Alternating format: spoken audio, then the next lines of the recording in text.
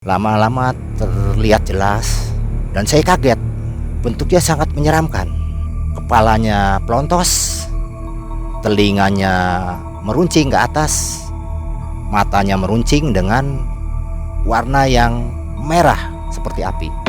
Rasanya makhluk ini mustahil kalau ini ditaklukkan oleh seorang dukun apa seseorang. Mustahil. Sepertinya ini hanya dibangkitkan dari persembunyiannya untuk menuju orang-orang yang memang sudah diisyaratkan akan disakitin. Bedanya, dia mengendarai seekor kalajengking. Bahkan dia juga membawa senjata semacam pecut. Bukan lagi sekarang posisi kami yang memantau di Papua, bahkan dia mendekati tempat kami yang ada pada saat di kamar.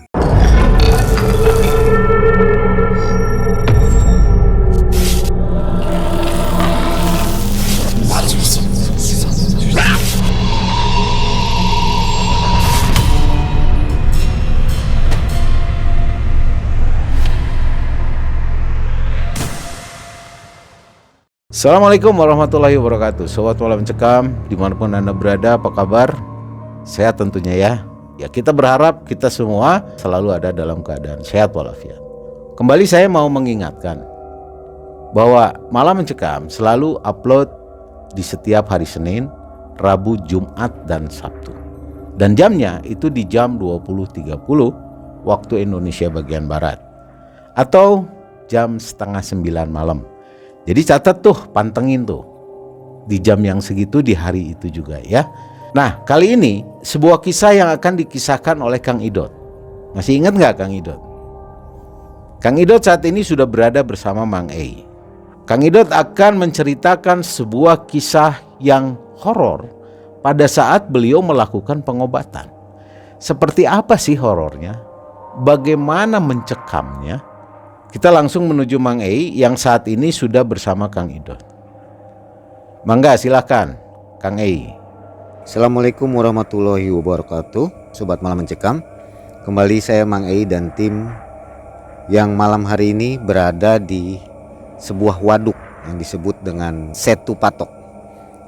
Kawasan waduk ini berada di Kabupaten Cirebon, yang mana didirikan oleh Belanda untuk mengairi persawahan di sekitar daerah ini. Dan konon di waduk ini sering terjadi penampakan, yaitu berupa buaya putih dan juga seperti kukusan, tapi ada apanya itu namanya, seperti ada rambutnya. Dan di sini juga dilarang untuk perahu menggunakan alat atau perahu motor, dilarang untuk dipakai di waduk ini. Sobat, malam hari ini saya dan tim menghadirkan kembali narasumber yang sudah Anda kenal semua tentunya. Siapa dia? Inilah Kang Idot. Nah, Kang Idot ini memiliki banyak cerita yang dialami selama beliau menekuni keahliannya sebagai supranatural dan energi ya. Yang mana kejadian-kejadian yang mencekam sering dialaminya. Dan kali ini akan menceritakan kepada Anda sebuah kejadian mistis lainnya, yaitu tentang santet. Santet ini dibawa dari Papua ketika sang istri ini ikut suaminya di Papua dan mendapatkan sakit di Papua, tapi diobati di kota Cirebon. Bagaimana serunya cerita ini? Kita langsung ke Kang Idot. Assalamualaikum Kang Idot. Waalaikumsalam warahmatullahi wabarakatuh. Terima kasih sudah bersama Malam Mencekam lagi nih.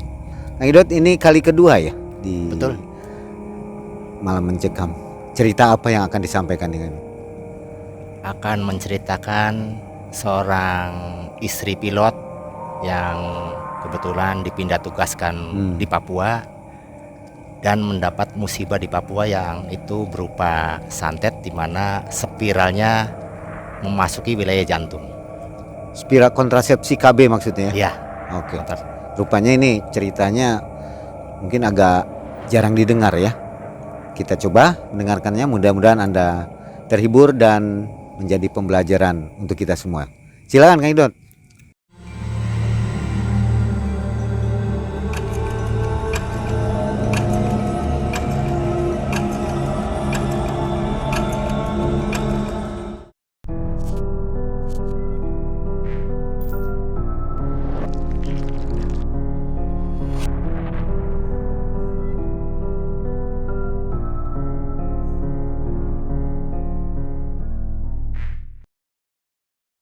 Assalamualaikum warahmatullahi wabarakatuh. Selamat bertemu kembali dengan saya, Kang Idod. Kali ini saya akan membawakan suatu kisah cerita pengalaman pribadi saya yang terjadi pada tahun 2009. Begini ceritanya. Kala itu saya kedatangan seorang teman yang sudah lama tidak pernah berjumpa. Alhamdulillah kebetulan saya ada di rumah, yang mana maksud teman saya itu mungkin ingin bersilaturahmi karena sudah lama tidak pernah ngobrol-ngobrol atau berjumpa. Teman saya datang sendirian menggunakan sepeda motornya, dan dia mengucapkan Assalamualaikum. Saya jawab Waalaikumsalam. Saya persilahkan dia untuk masuk, kemudian kami berjabat tangan dan saya menawarkan secangkir kopi maupun makanan kecil lainnya. Alhamdulillah setelah saya berbincang-bincang mengenai kesehatan dia yang sudah tidak lama bertemu, dan dia juga menanyakan kesehatan saya, alhamdulillah semuanya sehat-sehat dan baik-baik. Kami lama berbincang sekitar kurang lebih 10 menit. Kesana berbincang ke sini dan berbicara mengenai keluarga. Akhirnya secara mimik yang serius dia menceritakan kondisi permasalahan dirinya dan keluarganya. Dia menceritakan kepada saya bahwa saudara kandungnya yang ada di Papua itu sedang sakit. Karena sakitnya tak kunjung sembuh, dia sudah berobat ke sana ke sini. Akhirnya dia mengontak keluarganya yang di Cirebon, memberitahukan bahwa kondisinya sedang sakit. Makanya teman saya menceritakan kepada saya untuk istilahnya memecahkan unek-uneknya lah sebagai teman dan mencari solusi. Dia bercerita kepada saya, semenjak pernikahannya adiknya itu dengan seorang pilot suatu penerbangan yang terkenal, setelah menikah kurang lebih sekitar 1 bulan, suaminya dipindah tugaskan ke daerah Papua, yaitu Irian Jaya. Maka sang istri ikut suaminya tinggal di Papua. Seperti biasanya, menurut cerita teman saya ini, karena sudah tahu bahwa awal pernikahan akan dipindahkan ke Papua, maka kedua pengantin ini menyepakati akan memakai IUD dulu supaya tidak repot, yaitu berupa spiral yang ditanam di tempat tertentu di bagian vital perempuan. Jadi memang dia udah sepakat karena di tempat orang itu akan repot mempunyai anak, jadi diputuskan untuk sementara waktu tidak akan direpotkan oleh momongan. Singkat cerita, 3 bulan sudah berjalan tinggal di Papua.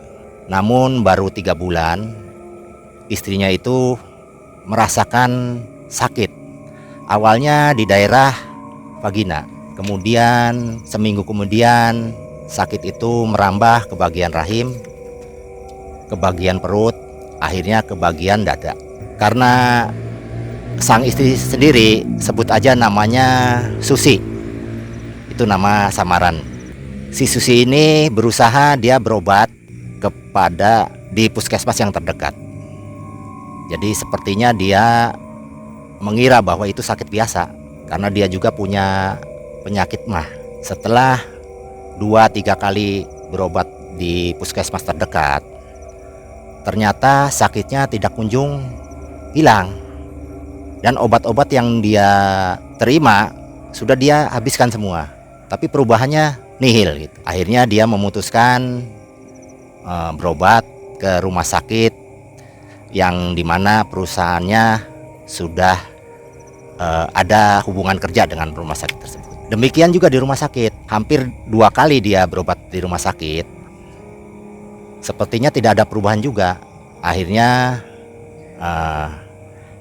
dia menghubungi suaminya. Waktu itu suaminya sedang ada di rumah dan sedang menjalani cuti selama 3 hari. Dia berkata kepada suaminya, "Mas, saya sakit dari istilahnya dari rahim nonjok ke ulu hati sampai ke dada." Suaminya menjawab, "Kalau gitu berobat saja di rumah sakit tempatku kerja." "Sudah Mas, saya sudah ke sana kemari, bahkan udah beberapa kali saya berobat di puskesmas. Hasilnya tidak ada perubahan." Bahkan dia minta, si Susi ini minta bantuan kepada suaminya agar diantarkan kembali ke rumah sakit supaya lebih intensif untuk diperiksa. Keesokan harinya suaminya mengantarkan Susi pergi ke rumah sakit yang pertama dia tuju untuk dilakukan pengecekan secara intensif. Beberapa cek dia sudah dijalani seperti cek darah, kemudian cek kesehatan lainnya, sampai akhirnya dokter memutuskan untuk di-scan. Karena apa?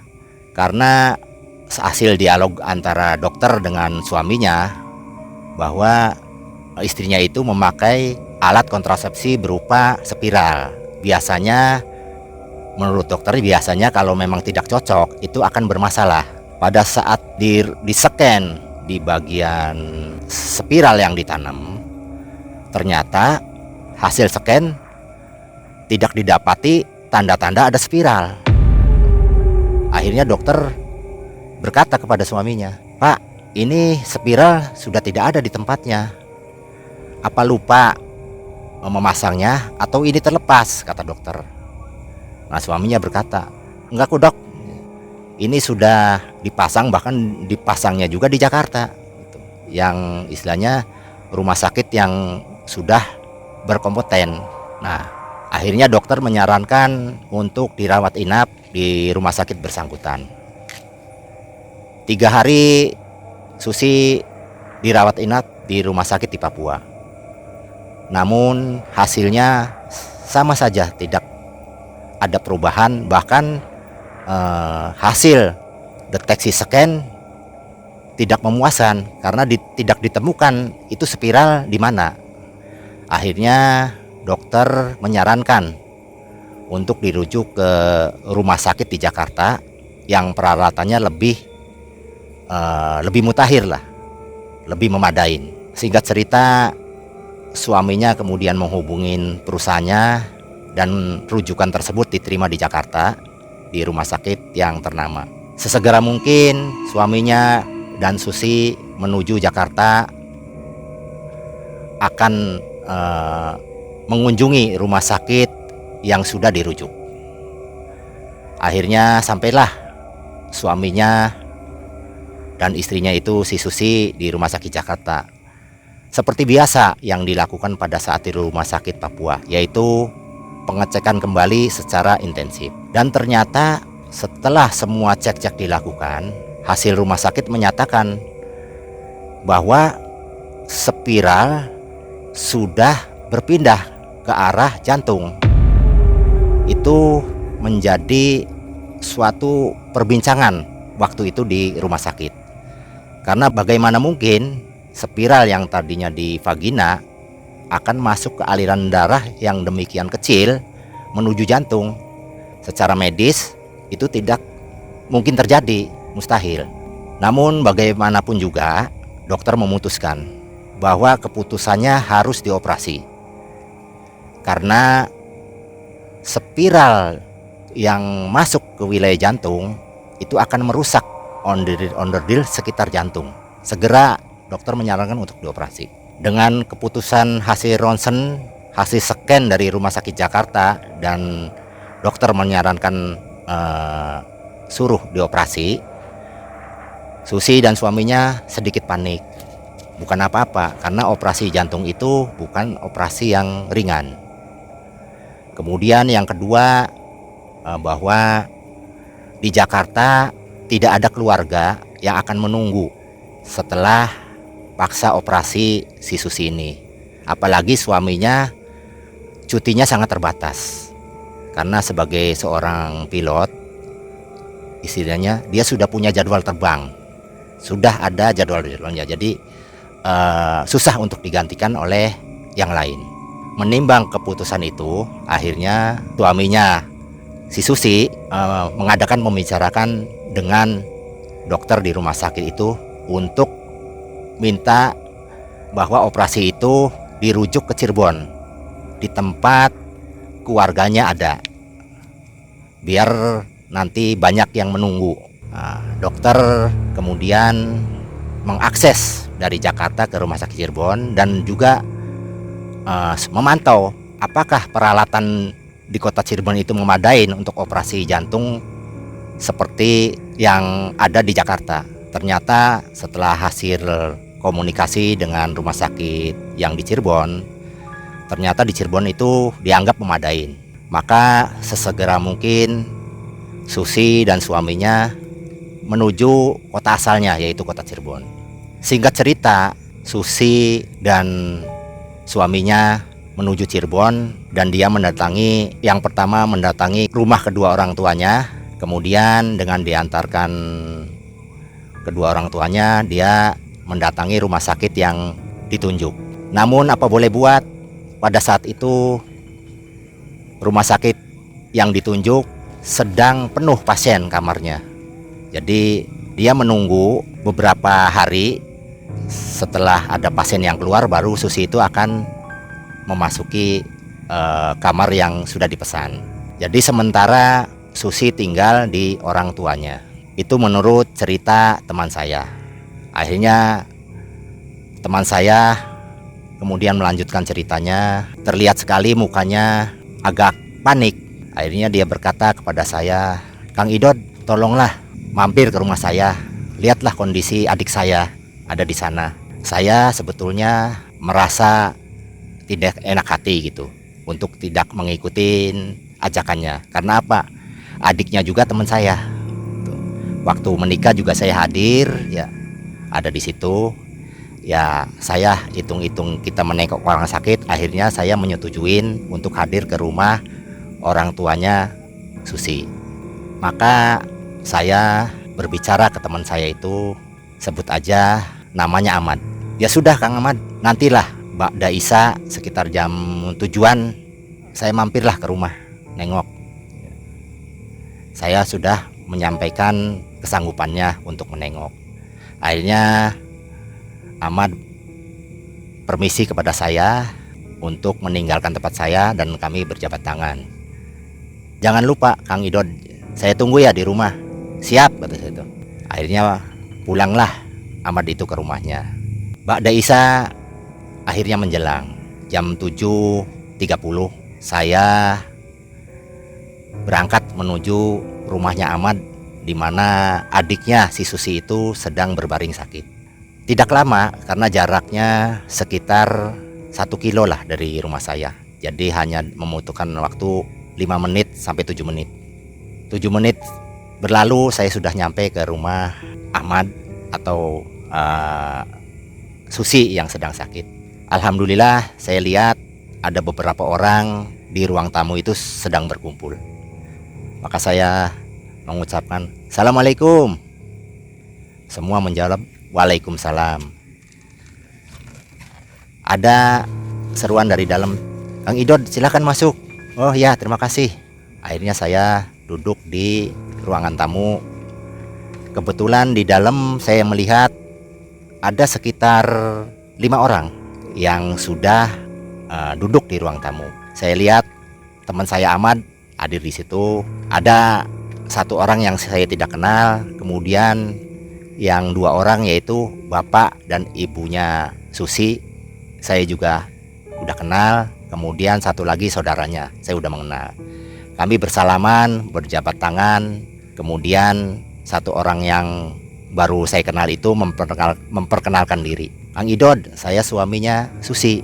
Alhamdulillah saya diberikan cuti selama 1 minggu untuk mengantarkan istri saya ke Cirebon." "Oh ya," kata saya. "Sudah berapa lama di sini?" kata saya. "Ya kurang lebih barusan 1 hari lah." Kemudian suaminya berkata bahwa istrinya sudah dipersiapkan untuk masuk ke rumah sakit yang ada di Cirebon. Tapi berhubung kamar tempat pasien itu penuh, maka dia diundur, yang waktunya sudah ditentukan, ada jadwal yang akan keluar sekitar hari Senin. Jadi pada waktu itu saya datang ke rumah Susi itu sekitar hari Rabu. Jadi ada jeda 5 hari. Nah, kami disediakan kopi, kemudian kami ngobrol-ngobrol yang tidak jauh obrolannya seputar kesehatan si Susi ini. Tak berselang lama teman saya mengajak saya untuk melihat kondisi Susi.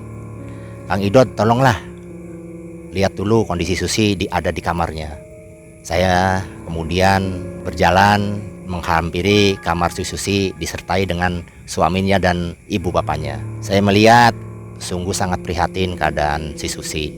Dia terbaring, dia mengeluh, mengerang. Rasanya sakit sudah menjalar sampai ke bagian jantung. Saya merasa iba, karena bagaimanapun Susi itu teman saya juga. Akhirnya saya meminta izin kepada suaminya untuk berusaha meringankan sedikit kesakitan yang ada pada diri Susi. Akhirnya saya berkata, Kang, puntenlah, saya akan coba dengan terapi, mudah-mudahan bisa meringankan sedikit penderitaan Dek Susi, kata itu. Oh silahkan Kang Idod.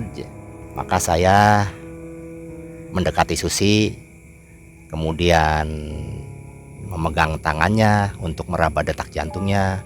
Sungguh sangat lemah sekali. Dalam hati saya, ini pengantin baru dan masih muda lagi, sudah demikian banyak penderitaan. Akhirnya saya memutuskan untuk berusaha meredakan rasa sakitnya dengan terapi saya yang semampu saya, yang sebisa saya lakukan. Kemudian saya berdoa meminta keselamatan untuk Dek Susi agar diberikan kemudahan dalam penyembuhannya.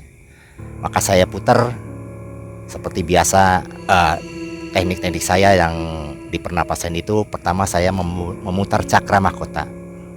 Saya putar cakra mahkotanya biar semua hawa-hawa jelek yang di dalam kepalanya itu keluar. Mudah-mudahan bisa melegakan sebagian rasa sakit. Saya putar cakra kepala, kemudian terus menuju ke bawahnya, yaitu cakra ajna. Saya putar lagi dengan putaran-putaran yang sudah ditentukan. Kemudian saya putar lagi cakra tenggorok. Nah, pada saat saya memutar cakra tenggorokan, saya merasa terkejut. Tidak seperti biasanya, itu keluar asap berwarna abu-abu dan agak hitam, sepertinya pekat, tidak seperti umumnya, dengan berbau yang agak tidak enak. Namun saya tidak pedulilah, isinya mungkin ini hanya kotoran biasa. Akhirnya saya putar lagi cakra dadanya, semakin pekat, uap menyelimutin tubuh Susi, terutama di bagian ubun-ubun. Karena begitu pekatnya dan bau yang sudah tidak enak, seperti anyir darah, seperti juga bau busuk. Akhirnya saya memutuskan untuk berhenti dulu sejenak, karena kepala ini rasanya pening, sudah sesak posisi di dalam kamar itu. Dan saya perhatikan yang lainnya juga rasanya sama sepertinya itu. Jadi saya permisi dulu untuk keluar sebentar untuk menyegarkan diri saya maupun yang lainnya juga yang ada di situ. Saya mohon untuk keluar dulu dari ruangan dan ngobrol-ngobrol sejenak di ruang tamu kembali. Akhirnya teman saya si Ahmad menyetujuin. Silakan Pak Idod, saya juga udah merasa pengap, kata dia. Ternyata hampir sama dengan posisi saya. Akhirnya saya keluar dari ruangan dan saya berwudu dulu lah. Maksudnya untuk menghilangkan rasa penat, rasa kantuk maupun rasa pusing di kepala. Setelah saya berwudu, kemudian saya kembali ke ruang tamu, sementara meninggalkan Susi, dan saya melanjutkan obrolan sambil mengopi. Saya memang biarkan beberapa saat si Susi itu ada di ruangan biar pengobatan saya berproses dulu. Jadi kami berbincang-bincang di ruang tamu seperti tadi, seperti awal ada 5 orang posisinya. Jadi seteguk kopi saya minum, untuk menghilangkan beberapa saat kejenuhan saya juga merokok. Kurang lebih 10 menit kami di situ. Rasanya sudah cukup. Saya akan kembali lagi ke ruangan Susi. Akhirnya saya kembali lagi menuju ruangan Susi, dan kelihatannya sudah hawa-hawa abu-abu gelap sudah mulai agak mengikis. Alhamdulillah, pikir saya, ada perubahan walaupun sedikit, dan ngelihat wajah si Susi juga sudah tidak seperti tadi. Jadi erangannya sudah agak berkurang gitu. Akhirnya saya kembali untuk melakukan terapi saya yang kedua kalinya. Hampir 15 menit saya menangani Susi. Namun tiba-tiba pandangan saya terpaku dengan sesuatu yang keluar dari dada Susi, yang tadinya tidak ada sama sekali perasaan yang negatif. Karena semua orang juga memahamin kalau sesuatu benda seperti spiral memang masuk di bagian jantung, itu adalah wilayahnya medis, dokter. Jadi saya berusahanya meringankan, dan saya juga tidak punya kemampuan untuk melebihi kemampuan medis. Awalnya seperti itu. Namun di luar perkiraan kami, sesuatu itu jelas dalam pandangan saya, ada sesuatu yang keluar. Sepertinya awalnya warna hitam pekat. Yang awal itu bentuknya seperti uap. Nah, ini yang barusan saya lihat bentuknya seperti gumpalan. Gumpalan, saya perhatikan lama-lama dia membentuk suatu sosok. Kaget saya waktu itu. Apakah ini cuma ilusi saya? Namun beberapa saat teman saya si Ahmad berbisik pada saya, "Kang Idot, hati-hati. Saya melihat sosok keluar dari tubuh adik saya. Kelihatannya sih sesuatu yang berasal dari makhluk kegelapan." Saya awalnya hanya biasa-biasa saja. Pikir saya mungkin sudut pandang dia berbeda. Karena saya juga memahami Ahmad itu memang punya kemampuan untuk melihat sisi-sisi yang halus. Namun setelah saya deteksi dan berusaha untuk mengakurkan dengan sudut pandang teman saya Ahmad, saya deteksi dengan getaran. Ternyata makhluk yang saya deteksi juga merasa tersentuh. Dari samar-samar yang tadinya makhluk itu tidak jelas, akhirnya terbentuk dengan terbenturnya energi saya. Lama-lama terlihat jelas, dan saya kaget. Bentuknya sangat menyeramkan. Kepalanya pelontos, telinganya meruncing ke atas, matanya meruncing dengan warna yang merah seperti api. Bulu-bulu yang begitu lebat, aneh kata saya itu. Namun sudahlah, saya tidak akan berkepanjangan. Namun tangan ini rasanya seperti berat seperti kaku, merambah dari jari-jari, siku sampai ke bagian atas, disertai dengan hawa panas. Akhirnya saya panik. Sebenarnya ini apa menurut saya? Akhirnya saya membaca doa-doa untuk, istilahnya sih, untuk melindungi diri saya. Dan alhamdulillah rasa keram, rasa panas berangsur-angsur memudar. Namun keberadaan makhluk masih ada. Dia bergeser ke arah pojok di sudut dinding. Sejenak saya terpana, kemudian Ahmad juga mengasih bisikan lagi, posisinya ada di sana. Jadi saya pastikan dalam hati saya, ini ada sesuatu yang tidak normal dalam sakitnya si Susi. Terlihat Susi dari raut wajahnya sudah banyak terjadi perubahan. Namun masalahnya makhluk yang ada di sekitar kamar itu tidak kunjung juga pergi. Akhirnya coba saya baca juga surat-surat yang lain, beserta saya minta keluarganya juga untuk membacakan doa bersama ibu bapaknya. Saya dorong dengan energi, akhirnya dia perlahan-lahan menghilang di pojok dinding.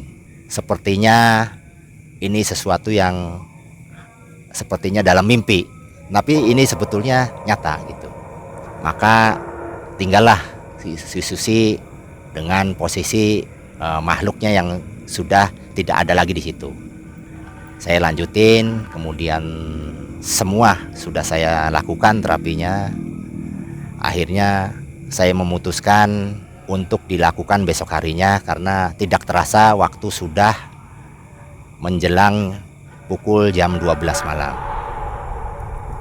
Jadi saya pamit, kemudian saya meminta izin untuk pulang dulu dan insya Allah akan dilanjutkan esok harinya.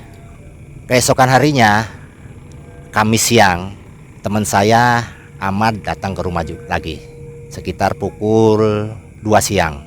Dia datang, kemudian seperti biasanya kami ngobrol di ruang tamu, kopi dan rokok selalu tersanding. Kita membicarakan masalah-masalah yang terjadi pada saat kemarin malam. Ahmad berkata kepada saya, "Kang Idol, bener nggak saya ngelihat seperti itu?" katanya. Saya ngelihat memang ada sesuatu yang keluar dari tubuh Susi dan entah itu apa, seperti makhluk yang menyeramkan. Saya mengiyakan. "Betul, Mat, sepertinya pandangan kamu dengan saya sama." Kemudian Ahmad berkata, "Apakah Kang Idot ini masalahnya udah selesai?" Kata saya, "Belum, ini masih panjang." "Kok bisa begitu?" "Karena belum terjadi apa-apa, bisa saja dia hanya menarik diri dulu." "Jadi gimana Kang Idot?" "Ya mungkin saya akan melanjutkan nanti malam lah." Hari itu hari Kamis. Cuma yang saya ada ganjalan begini, Mad. Mungkin Ahmad tidak melihat ya. Pada saat keluarnya makhluk itu dari dalam tubuh Susi, saya samar-samar melihat sosok wanita. Kemudian sepertinya selintas. Kemudian digantikan oleh sosok orang yang sudah tua. Nah ini saya sendiri agak bingung. Ini maknanya apa? Nah, Ahmad akhirnya memberikan masukan kepada saya, "Kang Idot, kalau sakit ini memang tidak normal, gambaran si perempuan itu jangan-jangan perempuan yang membikin Susi itu sakit. Dan yang laki-laki yang sudah tua ini jangan-jangan dia dukunnya." Itu menurut Ahmad.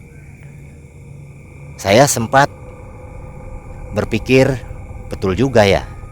Cuma saya nggak mau suudon. "Baik, Mad, mungkin sementara penafsiran seperti itu. Cuma saya harus menelusurin dulu. Nanti malam lah kita ketemu," kata itu.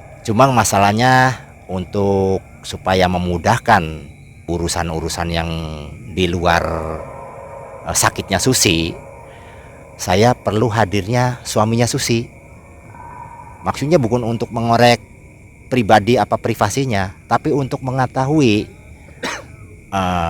penanganan kita ini supaya lebih detail, yaitu akan menanyakan posisi si perempuan yang terlintas dalam benak saya. Barangkali itu ada posisinya yang mengetahui persis itu suaminya Susi. "Gimana, Mad?" kata situ. "Bisa nggak kira-kira suaminya Susi datang ke sini, kita ngobrol lah demi kesembuhan Susi juga," kata itu.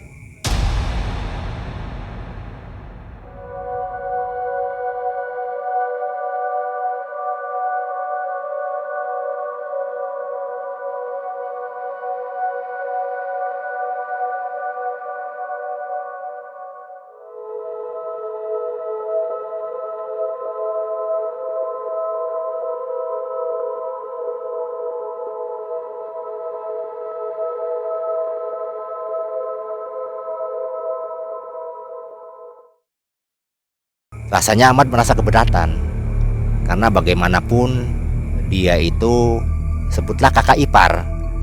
Mungkin ada perasaan risih akan berbicara mengenai masalah pribadinya suaminya Susi. Saya mengerti itu dari mimik wajahnya. Namun saya tawarkan kembali, sudah Mat, gini aja, kalau kamu risih, saya juga merasakan, karena bagaimanapun kamu kakaknya Susi. Nanti gini aja, kalau suaminya Susi datang, saya biar ngobrol 4 mata sama dia.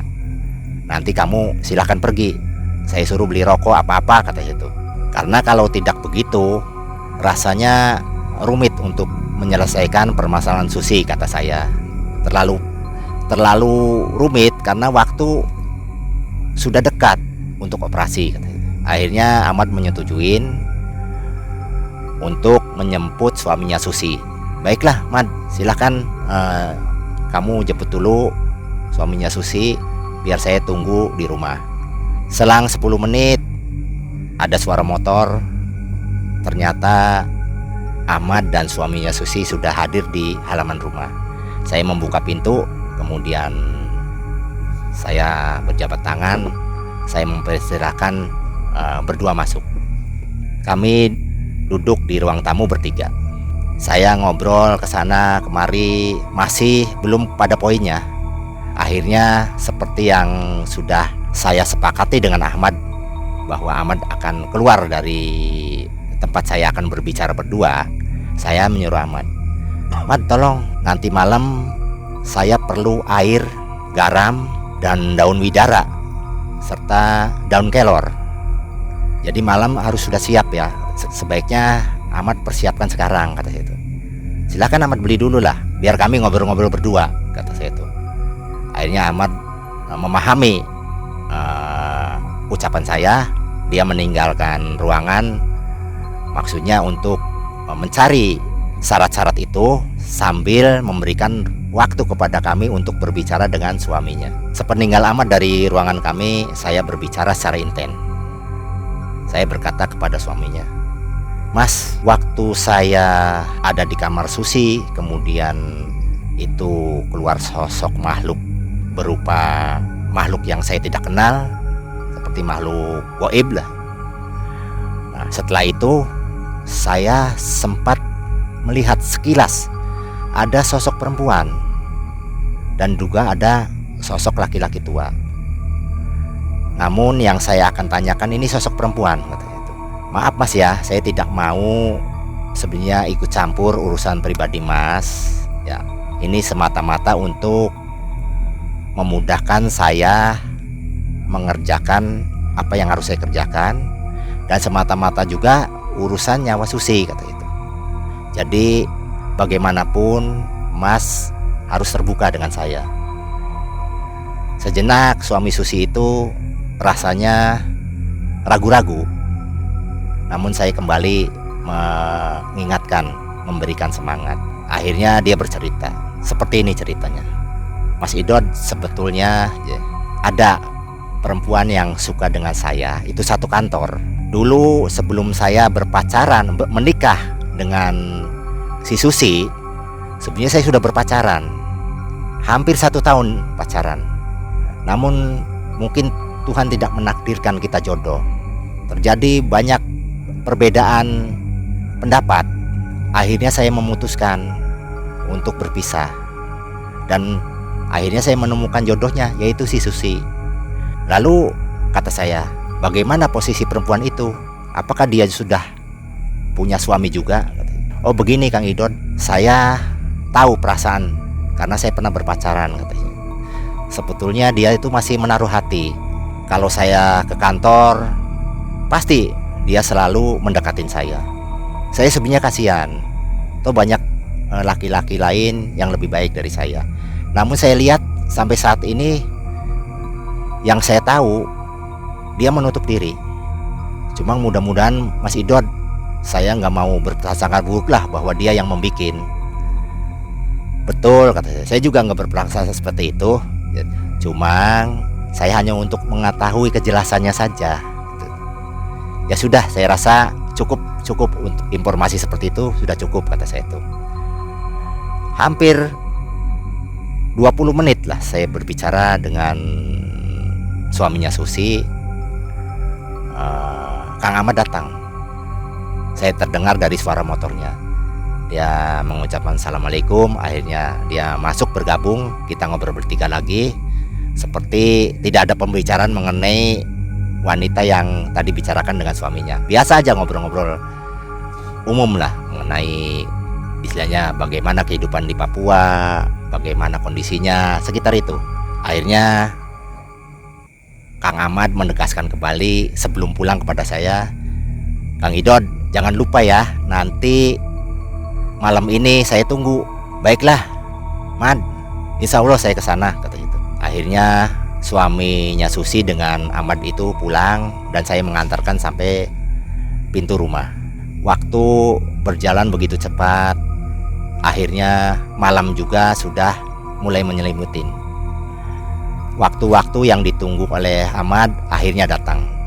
Jam 7.30 saya berangkat dari rumah. Hanya 10 menit lah saya nyampe ke rumahnya Ahmad, yaitu kakaknya Susi. Kami seperti yang kemarin-kemarin disambut, kemudian dipersilahkan duduk, dan kami juga ngobrol-ngobrol di ruangan tamu. Alhamdulillah semuanya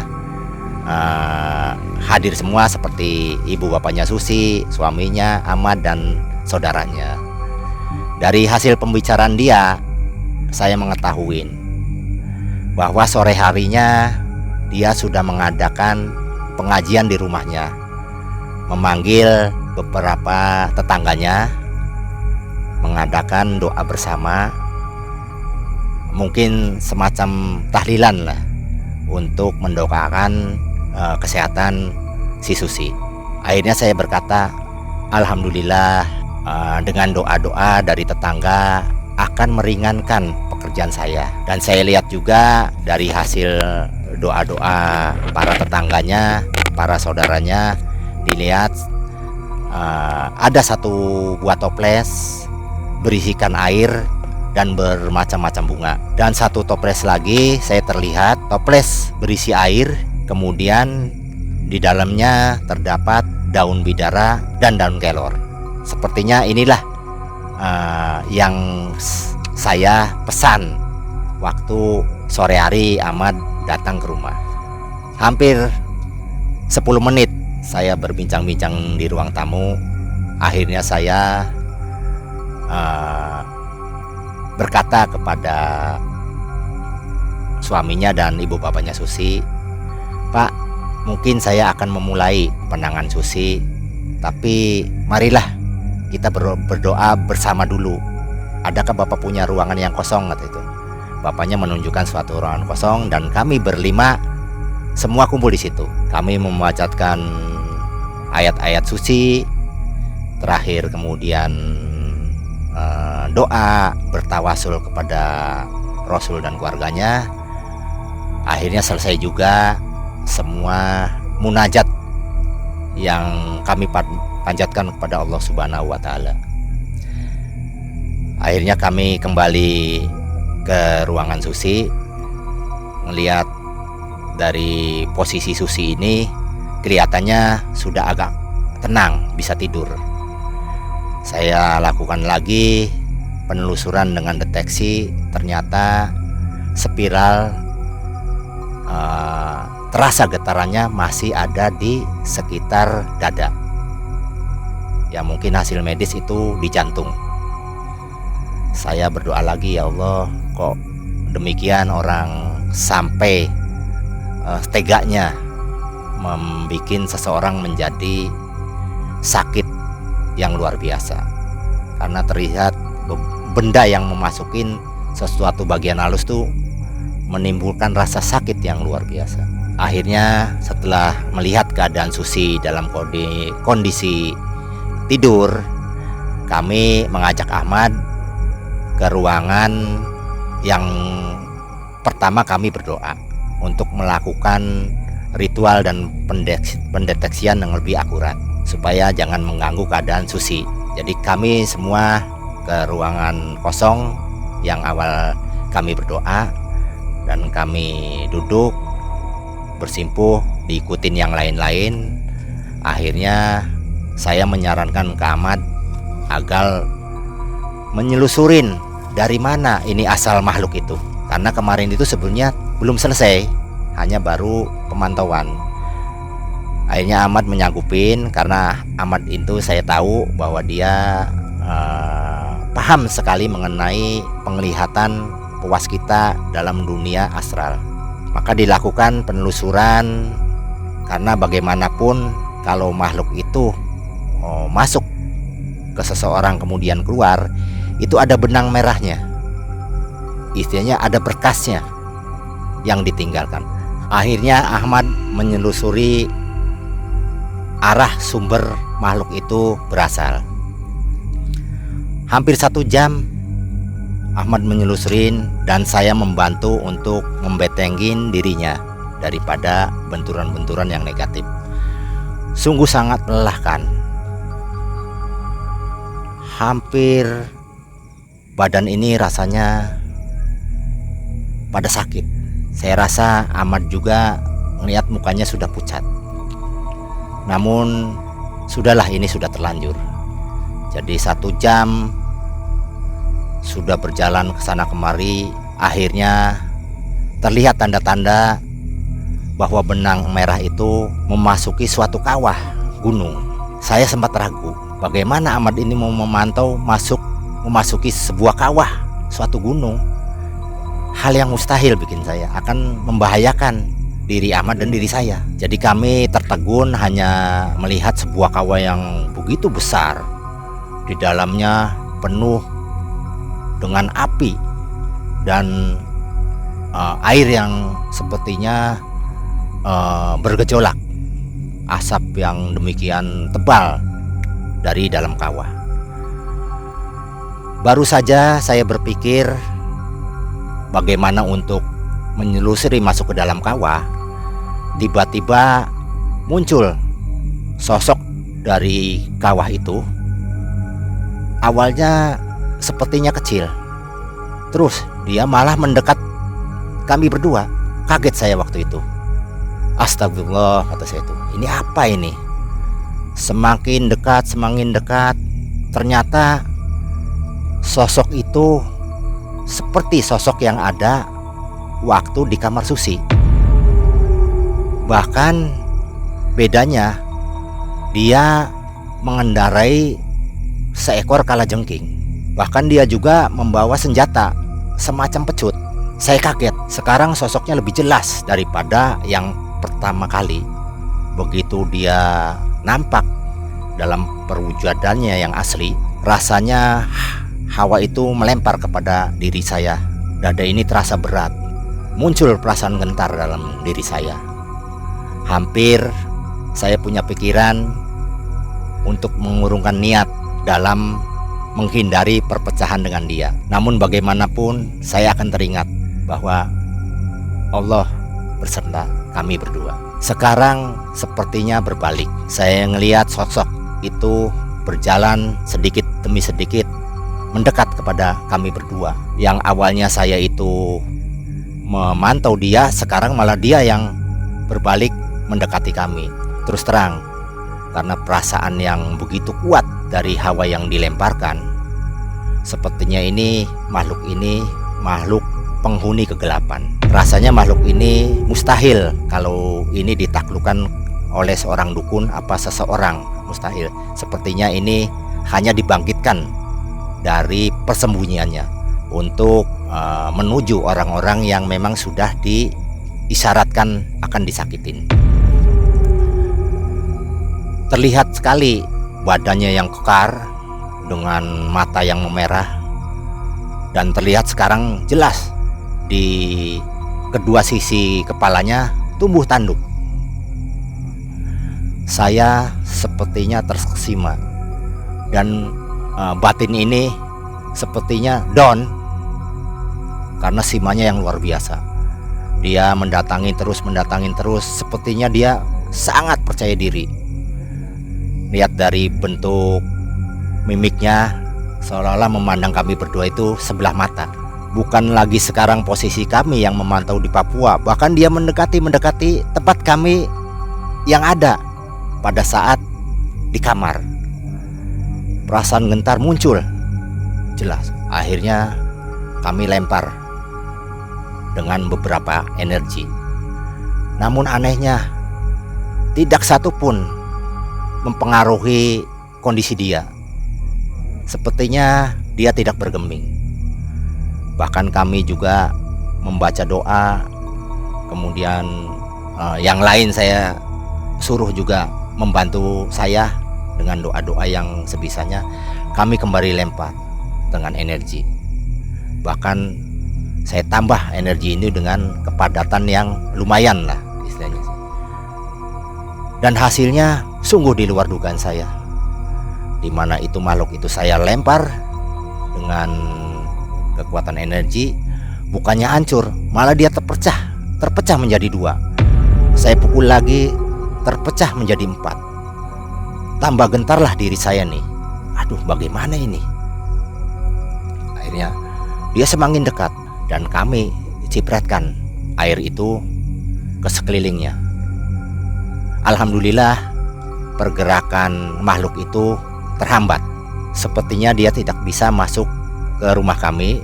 Namun di luar dugaan saya tidak ada pengaruh apa-apa. Apalagi ini, bahkan jumlahnya semakin banyak. Tapi itu saya bersyukur. Karena apa? Untuk sementara waktu dia tidak bisa mendekatin kami. Itu saya punya harapan, mudah-mudahan ada jalan keluarnya. Karena bagaimanapun saya pernah mendengar pepatah dari orang-orang yang salaf bahwa tidak ada penyakit kecuali Allah menurunkan obatnya. Itulah yang menjadi ketegaran hati saya. Akhirnya untuk sementara waktu makhluk itu terhambat untuk memasuki wilayah di mana kami berada. Dan saya akhirnya istirahat sebentar untuk memecahkan masalah dulu.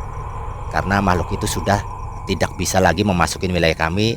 Namun sebetulnya pengaruhnya luar biasa. Jadi kami berhenti dulu. Akhirnya kami berbicara dengan Ahmad. Gimana nih, Man?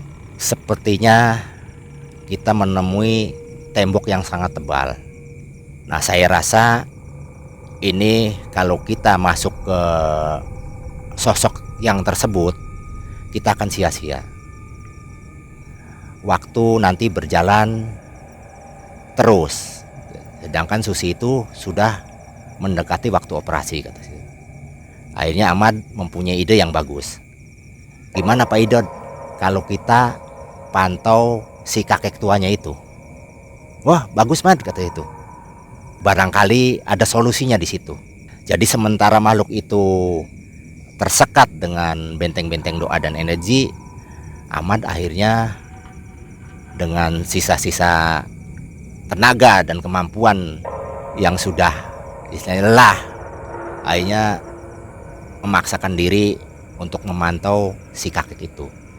Walaupun gimana, ya memang harus selesai malam ini, Mad, kata saya. Karena kalau tidak, kalau makhluk itu sampai kemudian bisa bertahan, bisa menjebol benteng kita, maka celakalah kita. Jadi tidak ada waktu lagi, malam ini juga harus selesai, kata saya. Akhirnya ditelusurilah keberadaan si kakek itu. Kembali Ahmad menelusurin dari jalur yang tidak sama arahnya. Maka Ahmad melihat bahwa kakek itu sedang membenahi sajian-sajian yang ada dalam mangkuk-mangkuk besar. Ternyata ada sesajen yang dilakukan kakek itu untuk membangkitkan makhluk-makhluk gelap yang ada di dalam kawah. Ahmad melihat, kemudian coba Mad, kamu berusaha berdialog dengan kakek itu. Ahmad dengan berkali-kali mengadakan komunikasi dengan kakek. Sepertinya kakek itu tidak merespon. Jadi tidak ada interaksi lah dengan kami. Dia hanya tetap menyediakan istilahnya sesajen yang memang perlu ditambah. Terlihat bahwa sesajen itu ada sekitar 12 mangkuk mengelilingi satu mangkok besar yang ada di tengah. Sepertinya posisinya bukan di kawah ini, tapi di semacam ada gua di dalam gunung itu, ada gua yang memang tidak terlalu dalam. Nah, seperti ritualnya di situ. Akhirnya saya memutuskan Ahmad itu untuk memantau lebih dekat lagi. Sebetulnya apa sih yang dia sajikan itu mah di mangkok-mangkok? Ya sudah, Kang Idod, saya coba untuk lebih detail lagi masuk ya. Tapi tolong saya beri energi pasokan. Tenaga saya sudah mulai terkuras. Akhirnya saya pasok dengan energi. Ahmad menyelusurin. Ternyata berbagai-bagai jenis binatang dalam mangkok itu, ada yang kecil, ada yang besar, semuanya sudah mati dan penuh dengan darah. Nah, yang terakhir mangkok yang di tengah yang besar itu terlihat seperti anjing, sepertinya habis disembelih dan penuh dengan darah. Sepertinya pada saat Ahmad memantau mangkok-mangkok tersebut, si kakek itu rasanya tidak paham, tidak mengetahui kehadiran kami. Itu menandakan bahwa kakek itu bukan seorang dukun. Sebetulnya dia seorang, istilahnya si calo. Ya, dia dikasih upah, kemudian dengan syarat-syarat dia membangkitkan makhluk-makhluk dalam kawah. Cuma itu sepertinya. Karena biasanya kalau dukun itu mempunyai kepekaan tidak seperti orang-orang biasa. Akhirnya kami mencari peluang, kapan nih timingnya, waktu yang tepat untuk memecahkan mangkuk-mangkuk itu. Karena saya berkata ke Ahmad, Mad, barangkali ini kuncinya ada di sesajian ini. Tidak ada salahnya kalau ini dipecahkan, kata situ. Lalu gimana Kang Idod? Coba saya pecahkan dengan pukulan saya. Mudah-mudahan Allah masih bersama kami berdua. Makanya setelah itu kemudian saya membaca doa, kemudian saya bersolawat dengan membaca bismillah. Akhirnya saya pukul semua sesajian yang ada dalam mangkok itu. Alhamdulillah, satu demi satu mangkok itu terpecah sampai 12. Yang terakhir yang besar saya pukul lagi dan alhamdulillah terpecah lagi. Maka darah bertebaran di sekitar ruangan gua itu. Berikut semua sesajian. Sepertinya saya yang terlihat jelas itu sesajian yang di tengah itu, di mangkok besar itu yang terlihat anjing hitam. Namun yang mangkuk-mangkuk lainnya sepertinya hewan-hewan kecil lah, seperti kayak tikus, apalah, seperti saya juga nggak paham binatang-binatangnya. Sepertinya banyak sekali, semua jenisnya seperti binatang semua. Maka setelah terpecah, nah si kakek itu sepertinya terhempas, dia keluar dari gua. Entah bagaimana saya hampir tidak memantau lagi. Saya kembali akhirnya ke posisi di mana kami berduduk, dan akhirnya kami dihadapkan pandangan mata itu kepada makhluk itu lagi.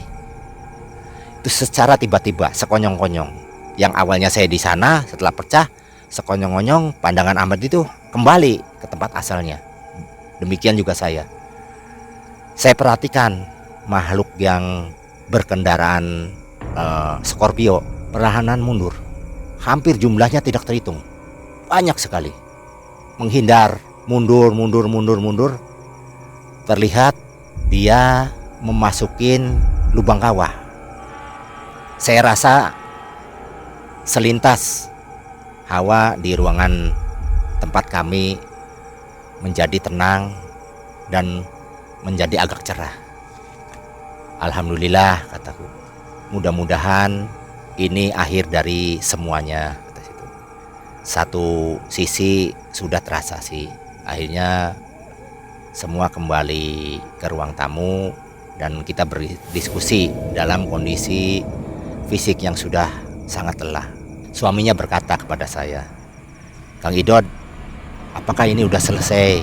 Dan bagaimana? Apakah kondisi Susi udah sehat sedia kala?" Saya hanya tersenyum. Kemudian saya menjawab, "Itu baru sebagian, Mas." Karena bagaimanapun spiral yang ada dalam jantung itu belum bisa saya tangani. Jadi kapan nih Kang Idod untuk melihat prosesnya? Akhirnya saya penasaran. Ya sebentar lagi lah, saya rehat dulu kata situ. Karena sudah tenaga saya udah terkuras. Ya kurang lebih saya istirahat dengan Ahmad itu sambil ngopi, menenangkan diri. Cukup lama sih, 15 menit lah. Akhirnya sekitar pukul 1 malam, karena tidak terasa waktu sudah berjalan begitu cepat. Saya rasa penasarannya kemudian saya mendatangi kamarnya Susi untuk memastikan posisi penyakit fisiknya. Apakah dengan kondisi-kondisi makhluk yang sudah hilang, apakah fisiknya juga hilang?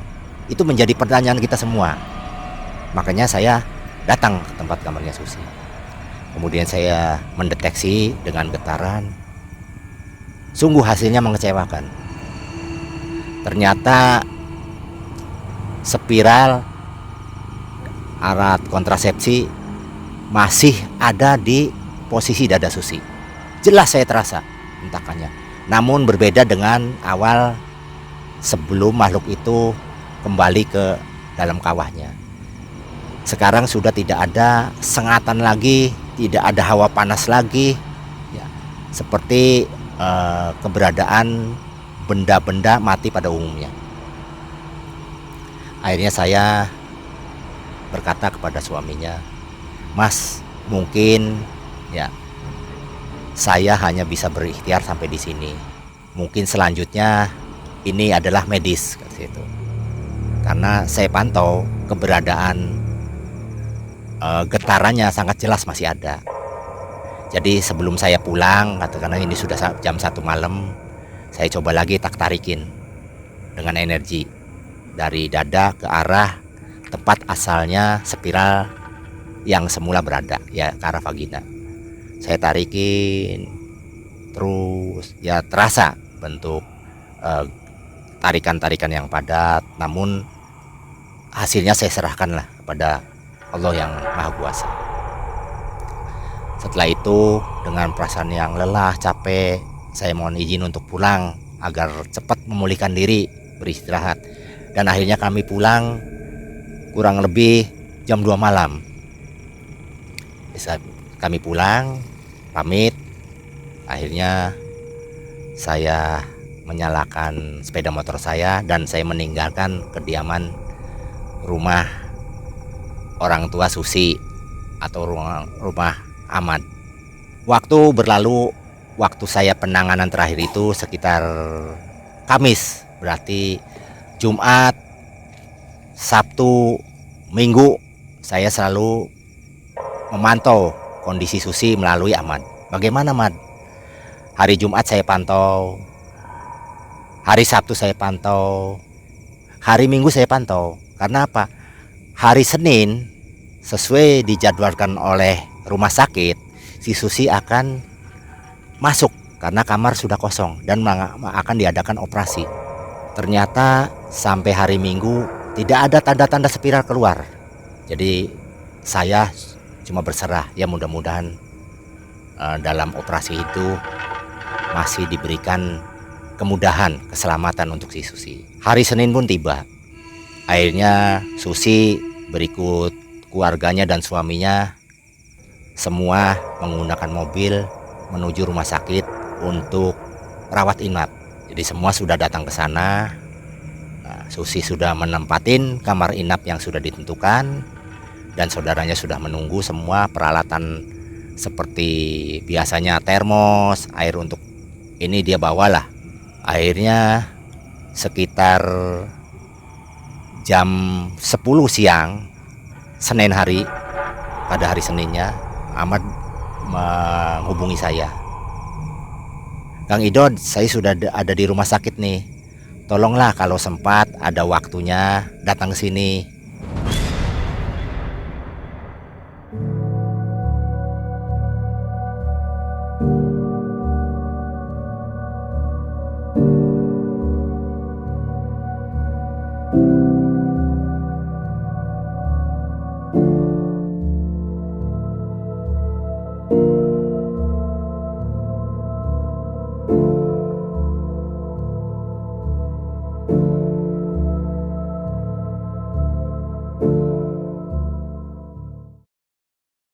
Akhirnya saya datang ke situ, kemudian saya ngobrol.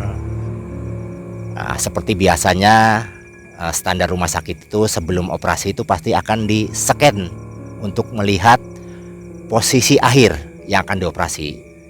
Nah, saya melihat dari pembicaraan suaminya Susi bahwa Susi itu akan dioperasi pada pukul 7 malam. Jadi, nah pagi hari dia mengadakan cek-cek darah, berpuasa dan cek-cek darah, kemudian menentukan posisi yang akan dibedah, yaitu dengan scan posisi spiral di mana berada pada saat terakhir kali. Akhirnya sekitar jam 11-an, jam 11.30-an, kebetulan saya juga ada di situ. Susi dibawa ke ruang scan, laboratorium lah kalau di rumah sakit, untuk ronsen dan scan. Kami semua keluarga menunggu di lobi. Susi masuk dengan petugasnya. Kami menunggu di situ hasil scanannya. Kurang lebih setengah jam lah. Setengah jam saya lihat petugas rumah sakit mondar-mandir ya, kemudian satu dengan lain saling berbicara. Entah apa yang saya bicarakan, saya tidak tahu pasti. Akhirnya setelah setengah jam selesai, Susi dibawa lagi ke ruangan kamar rawat inap.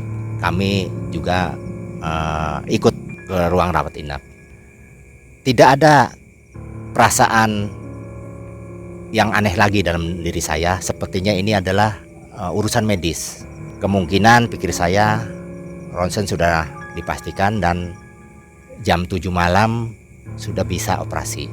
Demikian juga perasaan suami dan yang lain-lain. Namun sekitar pukul 2 suami Susi dipanggil ke ruangan perawat. Dia dipanggil, suruh menghadap. Entah apa yang dia bicarakan saya tidak tahu. Setelah selesai, suami Susi mendekatin saya dan berkata, "Kang Idod, tahu nggak, hasil scanan yang terakhir sudah 2 kali di-scan itu menunjukkan bahwa posisi spiral di jantung tidak ada. Maka di-scan 2 kali untuk memastikan tidak ada. Namun petugas tidak gegabah untuk memastikan keputusannya. Dia menunggu dokter bedah. Jadi menunggu malam. Kebetulan dokter bedah itu datang ke rumah sakit sekitar pukul 5 sore. Entah apa yang dibicarakan antara dokter bedah, dokter-dokter lain dan para petugasnya. Kami hanya menunggu di lobi. Kemudian waktu sudah berjalan, malam juga menjelang. Akhirnya jam 6:30 ada petugas rumah sakit menginstruksikan untuk membawa Susi ke ruang operasi. Kami mengantar lagi ke sana. Ini ada apa? Lalu kebetulan dokter bedah ada di situ. Kami menunggu hampir 1 jam menunggu. Ternyata keluar. Setelah 1 jam posisi Susi keluar, namun dalam keadaan tidak terbius. Dia masih bisa berbicara. Kemudian dokter bedah menghampiri suaminya dan berkata bahwa spiral hasil ronsen itu tidak ada, maka diambil tindakan manual. Jadi dia mencari ke arah posisi vagina dan itu kewenangan dokter bedah, dan ternyata sudah ada di posisi semula. Jadi dokter ambil itu posisi spiral yang ada di vagina. Kemudian sambil menyerahkan satu bungkus plastik yang tertutup rapi dan di dalamnya ada spiral yang telah diambil dari vagina Susi. Jadi dokter sudah memutuskan tidak ada lagi di jantung. Semua bersyukur alhamdulillah. Demikian juga ibu bapaknya Susi sambil menangis bahwa operasi berat tidak dilakukan. Saya juga bersyukur alhamdulillah, kata situ. Tuhan masih meridoin, kata situ. Baik itu perjuangan kami maupun keselamatan Dek Susi sendiri. Maka Susi dimasukin lagi ke dalam kamar inapnya dan dokter memutuskan agar untuk istirahat selama 2 hari untuk memulihkan kondisi fisiknya. Kemudian suaminya menghampiri kami sambil menangis. Kang Idot, terima kasih nih atas perjuangannya. Beginilah dia banyak. Saya berkata, berterima kasihlah kepada Allah Subhanahu wa Ta'ala. Saya hanya perantara, tidak bisa apa-apa. Toh awalnya juga saya ragu, kata situ. Maka semua juga termasuk saya berterima kasih kepada Allah. Jadi nasib si wanita yang menyuruh melakukan santet itu gimana sekarang? Jadi begini ya Kang Ai, biarlah perempuan itu Tuhan yang akan menghukumnya, bukan saya. Jadi seperti biasanya dalam hal-hal yang seperti ini, imbasnya pasti terjadi. Jadi nggak lagi perlu saya harus melukain dia. Karena urusan menyakitin seseorang itu bukan urusan saya hanya membantu tugasnya. Biarlah kalau dia tersakitin itu karena dampak dari dianya. Itu yang saya ada dalam pemahaman saya. Begitupun dukun yang membuka kawah itu ya, itu gimana nasib? Ya, itu termasuk dukunnya juga ya. Karena sepertinya dia bukan dukun, hanya makelar. Biasanya dia juga punya dampak yang lebih hebat. Karena bagaimanapun ajab Tuhan juga yang pertama akan kembali kepada orang yang berbuat kejelekan. Belum lagi makhluk yang sudah istilahnya sudah kembali, dia akan mempunyai rasa dendam yang berbalik. Biasanya ke arah yang bikinnya apa si perantaranya. Oke, baik. Oh ya Kang Idot, mungkin dari subscriber kita banyak yang ingin bertanya atau berkonsultasi dengan Kang Idot. Apa boleh nanti kita cantumkan nomor kontak Kang Idot? Insya Allah. Oke, baiklah. Nah Sobat MM, itulah cerita yang sangat menarik dari Kang Idot, yang mana Kang Idot ini memiliki masih banyak cerita-cerita lainnya mengenai supranatural dan energi.